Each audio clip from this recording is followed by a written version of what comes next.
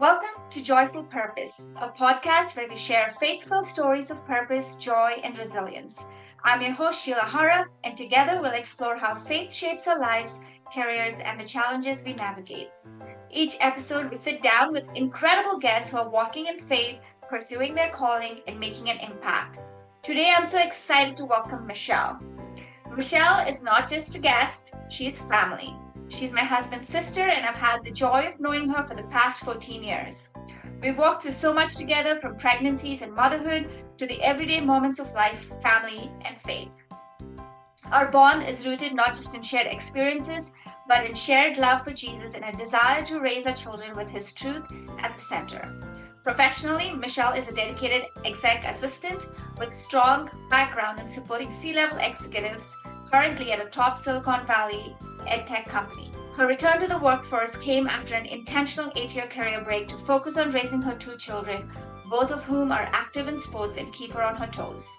Michelle is passionate about her family, finds joy in doing life alongside her husband, who's also her best friend, and lives with a quiet strength that reflects her Christ-like values in all that she does. I'm so honored to have Michelle on the podcast to share her story, a story of intention, balance, and unwavering faith. Welcome, Michelle. How are you doing today? Hi, good morning. Thank you, Sheila. I'm really excited to do this with you. So thank you for having me. Thank you for making the time. So I'm going to jump right in and ask you about your faith journey. Faith is such a personal journey, and everyone's path to Christ is different. Can you share how you first came to faith? Yeah, sure.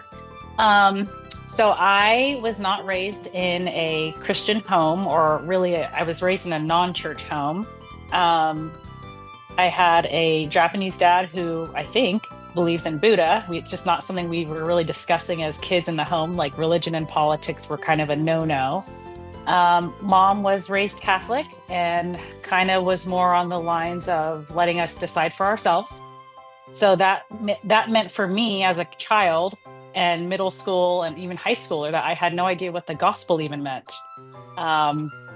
So I kind of just lived my life freely and as one might in middle school and high school, making maybe not the best choices. But right out of high school, my 2 older brothers who had found a church locally to our home and were attending youth group had been inviting me several times actually to come join and check it out. And I declined the invitation several times until one time, one of my brothers had said, you keep telling us no, but you don't really give us a reason why. And can you just share a little bit about why you don't want to come? And so I just looked at him and I thought, well, I don't really know why, other than there's people there that are hypocrites. People come to church and they put on this face, but really they go home and do these other things. And I'm not interested in that. And he just challenged me and said, you're going to run into that anywhere, even if it's a church building or at a school or at a bank. And he just asked me, why don't you come check it out one time? And I won't ask you again. You can think what you want, but please just come check it out once with me. And I had nothing to say to that. So I said, fine, I'll go. And I've actually been at the same church ever since. It's been just over 20 years. And so as a 19-year-old, I came to know Christ and what that meant. And I've been at the same church since, thanks to my brothers. Awesome. Thank you for sharing that.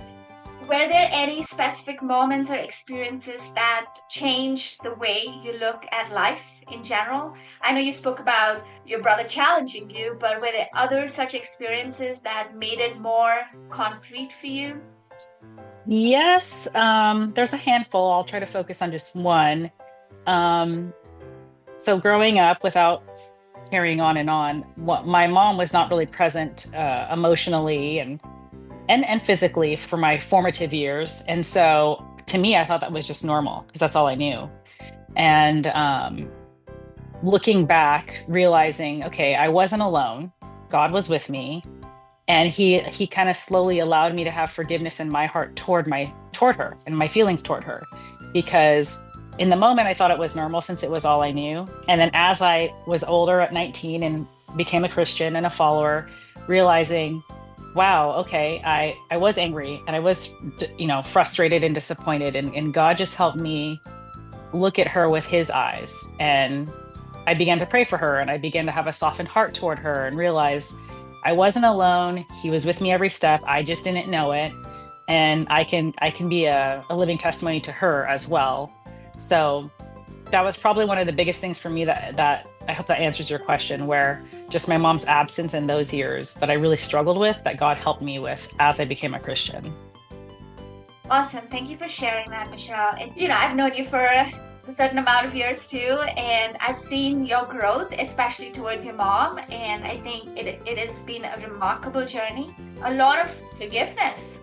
Yes. And just like Jesus forgave us, I think you've shown it towards your family, and I really see that as strong and courageous. You just went with the heart of God through the journey of forgiveness. So, that's incredible. I was just going to add, and thank you for sharing that, Sheila. I think it's important to note that many of us come from, dysfunctional families or brokenness at one point or another in our upbringing. And as kids, when we're not really sure, is this normal? I guess it is. I don't know. You grow up and you realize you have a choice. You can be mad. You can blame that situation for how you act out as an adult, or you can own it to the extent that I chose with the help of the Lord, which is, who am I to not forgive? I've done many things that, thank God, literally, that he's forgiven me and taken me in. So it was a choice I made where I'm not going to be an adult and be a victim and blame, things that happened to me as in my childhood. I have a choice to carry on and then do better for my own kids as a mother. And God helped me with that. And I'm really grateful. Awesome. Thank you for sharing that. So I know we spoke about how you came to faith, but were there any struggles at any point in time during that journey? Honestly, no. It felt very natural for me. And I know it's not this way for everybody. Everyone has their own unique stories. And I think that's the beautiful thing about God's grace. But for me, it just felt like it was very clear this is what I needed to do. And I just was staying faithful, and I kept going. And little by little, God was chipping away at the things that I needed to work on in me. And it always felt clear along the way that I just was where I was supposed to be. And God was pleased with that. And I just needed to keep showing up.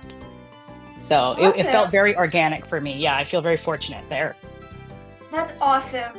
I'm going to ask you, we have these big milestones. We remember our faith journey on these milestones. However, life happens every day.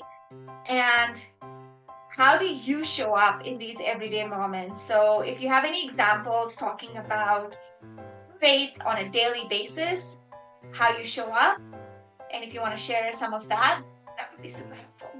Okay. So the daily, day-to-day stuff. Let's see. So parenting 2 young kids and sports and the busyness of being a working mom, as you know, there's the days just seem to all blur together. And we sometimes feel, I was just talking to my husband about this, where we're going from one activity to the next and making sure, are the kids feeling connected to us? Are we spending time doing what we need to be doing and not just being so transactional, if you will? But there's daily things that I do like to incorporate on my own when I'm home to make sure I pause and I'm praying for the kids. We pray every morning when we walk to school. But in the day-to-day stuff, for me, pausing to take deep breaths is so helpful, because I tend to be more high strung, as much as I don't want to admit that. God help me with that. Just to pause and take a deep breath and pray and ask God to help me with whatever's going on, and remember that he is in control. He's got me, and I don't need to try to be the one managing it all, right? He helps me do that. And so I just need to remember, when I feel stressed, whether the kids are at home from school or they're gone and I'm trying to manage work and house chores, that I could just pause, take a deep breath, and pray. Awesome. And I don't think we do it often enough, where we just say, a simple prayer like, Lord, just help me with this. Yeah. And then just keep going. I think it just changes your focus from yourself to God. And, Exactly. There's so much relief in that prayer. For sure. Awesome. Can you share a specific moment when your faith helped you make a tough decision or give you some peace around a decision you made? Yes. So, you mentioned this in my bio. I had taken a work break, a 8-year gap. I was home raising my two kids, and I remember having a lot of anxiety at the idea of returning to the workforce, thinking, wow, it's been 8 years. That was the time when, COVID happened, and then the idea of what going to work looked like changed for everybody, right? Remote, hybrid now, whatever. And I just wasn't sure. I was having a lot of doubt. Like, do I have what it takes? What skills do I even have to bring? I've been home 8 years with kids. Like, why would they want me? And I just remember praying and asking God to help me with that doubt, because I remember thinking, well, moms do a lot, and a lot of their daily tasks are transferable, whether you're doing it at home as a stay-at-home, not getting a paycheck, or you bring that to the workforce or to the office, and those things are all transferable. Being able to multitask and manage, multiple things at one time, and being able to anticipate things 3 steps before your associates, if you will, your household. And so I definitely had anxiety at the idea of going back to work, asking God to help me with where I should apply, what things I needed to make sure I was asking for, even being someone to negotiate, my package. It was like, I was feeling like, oh, why should I negotiate? I was just home for 8 years. I was just a stay-at-home mom. And I feel like, so many people think stay-at-home parents just stay home, and we know it's not just that, the key word.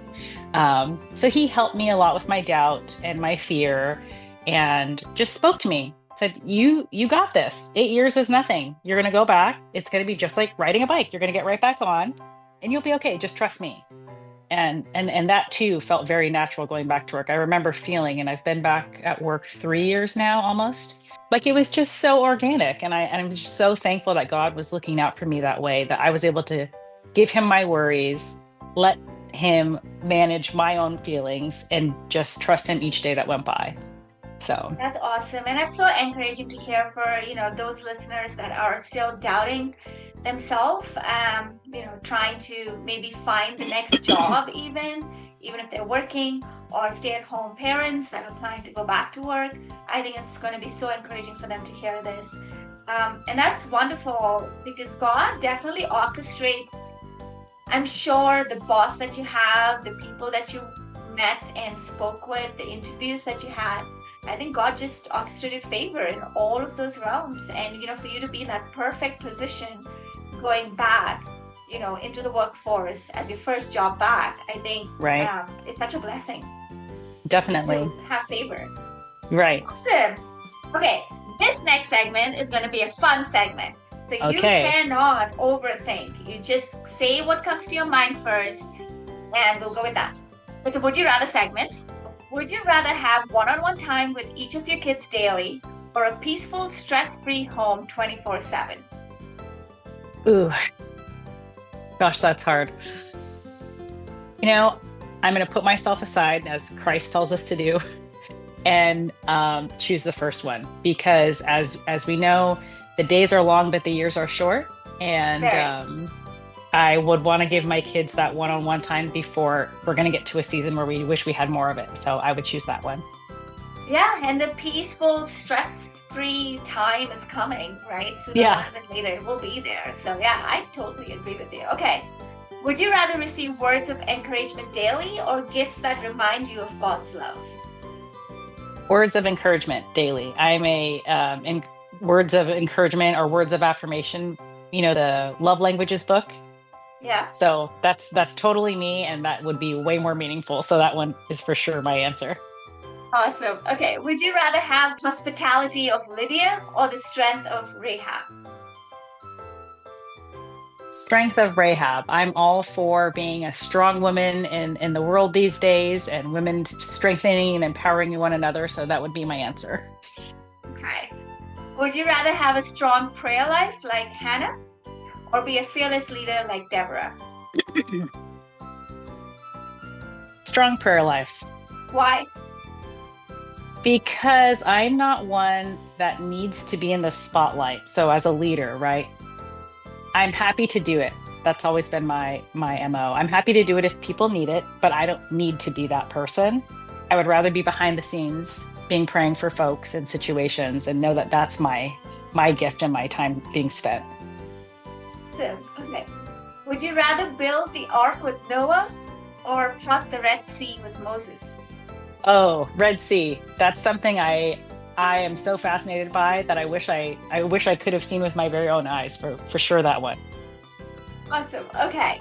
So, this next segment, we're going to be talking about encouragement to our listeners. What's one piece of advice you'd give to someone struggling to find their purpose in faith? Just to keep going and not give up.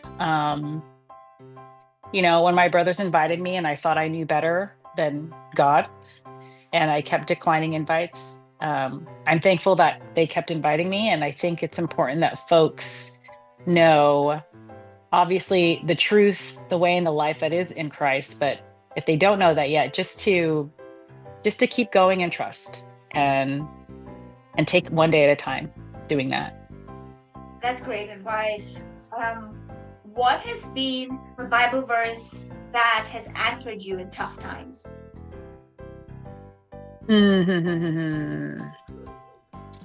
In tough times, um, probably Jeremiah 29:11.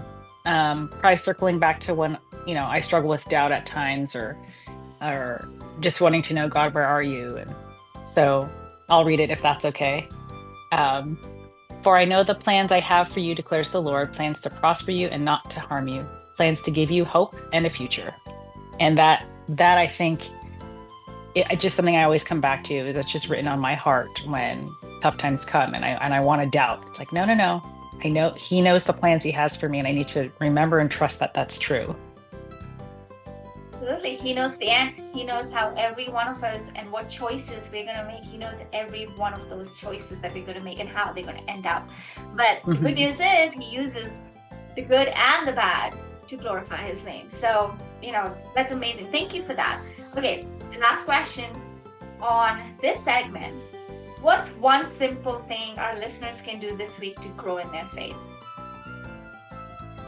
Ooh, one of my favorite go-tos for that would be to think of someone or something, maybe a situation at home, work, whatever, and take time to really pray for that person. I know that's one of those phrases that often go, um, just kind of meaningless, right? I'll pray for you, and then you don't actually do that. So spend whatever it is, 3 minutes, 5 minutes, sit down, think of that person. Maybe it's someone who's giving you grief, or a troublesome situation, and just sit and ask God for wisdom, and to help you, and to trust Him in that situation or for that person, right?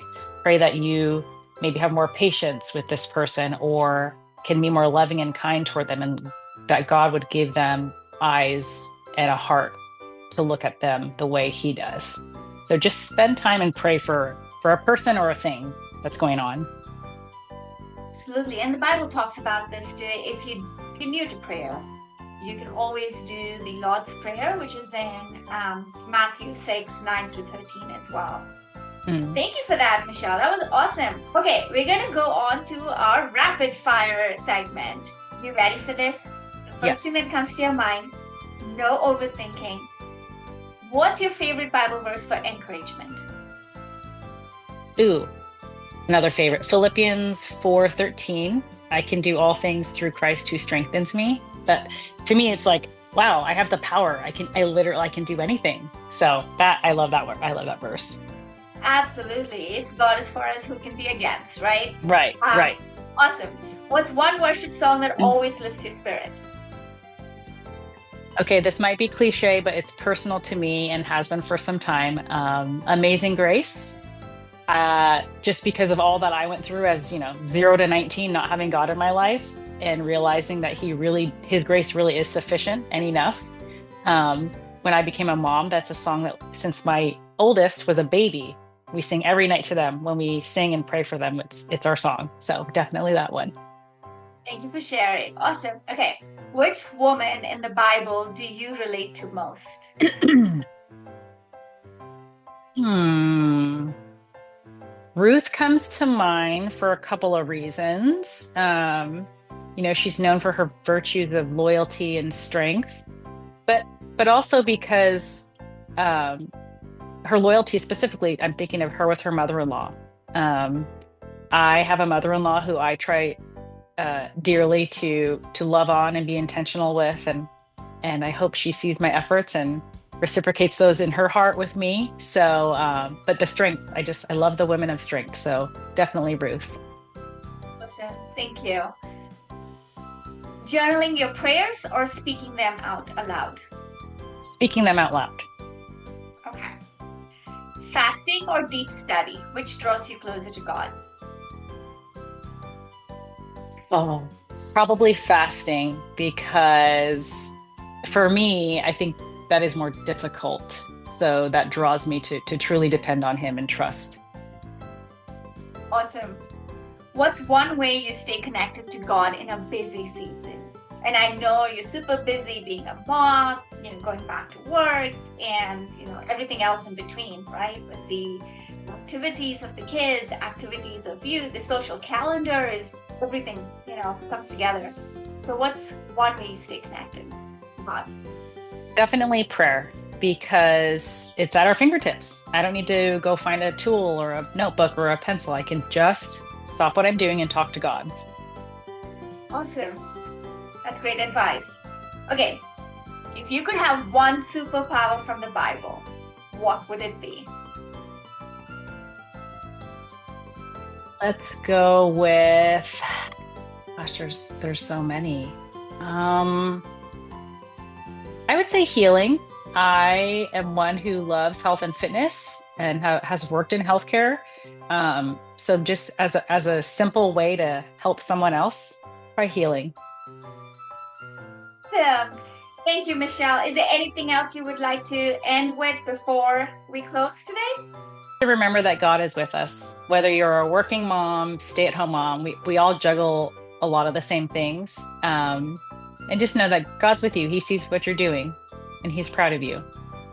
There's a verse that I pulled up specifically from John 16:33, and I'll read it. It says, "In the world you will have tribulation, but take heart, I have overcome the world."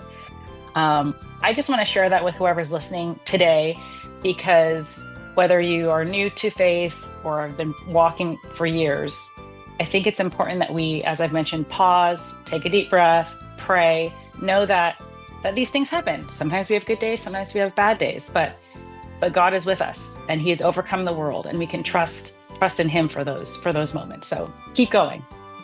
Wow, what an incredible conversation, Michelle. Thank you so much for sharing your story and wisdom with us today. I know our listeners are going to be so encouraged by this. Until next time, keep walking in faith and living with joy. Thank you, Sheila. Thank you.